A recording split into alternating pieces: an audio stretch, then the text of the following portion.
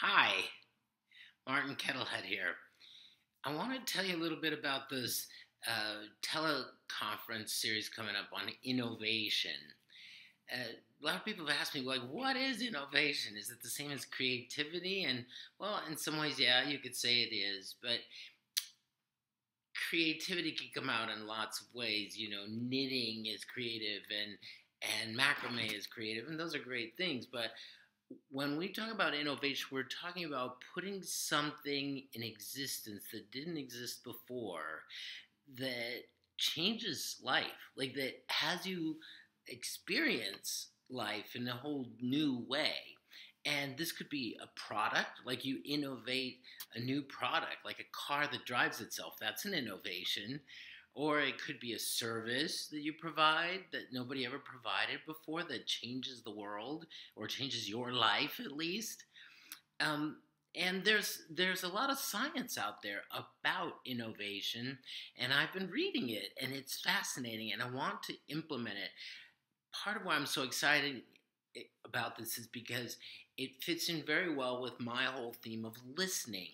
It turns out that the ability to actually hear very carefully, very deeply what is actually going on, what the need is, how to fill it, and how to sustain it, it takes acute listening to hear that. So we have a beautiful harmony here between the themes of listening, which is what I teach, and innovation, which is what we could all use. Like, let's say you want to do something or just say something to your spouse that you've never said before. Takes innovation. Um, or you want to do something that you've been doing for years and you need to keep doing, like exercise or sex or managing people. But you want to do it in a new way. You want to innovate a way to do it that's new and exciting and refreshes the whole process. So there are a lot of ways that this can be applied. Look at what would refresh your life, and if innovation isn't what you want to study to make that happen. So we're going to look at the actual DNA of the process, the science of it. There are only so many ways. That's not true. There are a million ways. But the point is that there are ways that the future can be different, right, from the past. And so that starts to get you thinking in how to innovate. There are ways to generate new possibilities. Um, Sometimes going back to your source and studying it again, or questioning underlying assumptions, or just getting a good ear on, sensing what's in harmony and what's not, what would be attuned to new opportunities and what would block them. Just sensing into it, really listening carefully.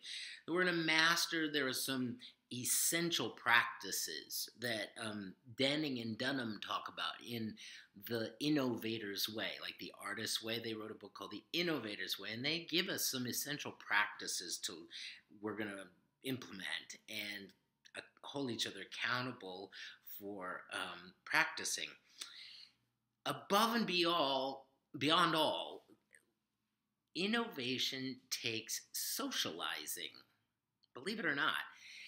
To be a good innovator and to have your innovation actually take hold in the world takes partnership, it takes team, it takes community. And this is where most innovations fall down, is that the would-be innovator isn't connecting. So this is a big, important, unspoken piece of innovation that we want to get really good at. So if that's something that you've had hang-ups around, sign up. Okay, so this is going to be Fridays. It's going to be at 2 p.m. on the East Coast. That's noon for us people in the mountains, right? And 11 a.m. on the Pacific Coast. Fridays at that time. And it's $1,000 for 10 sessions. And I want you to call now and sign up. I think you're going to get a lot out of this for every dimension of your life. 303-747-4449, or go to listeningisthekey.com and you can sign up there.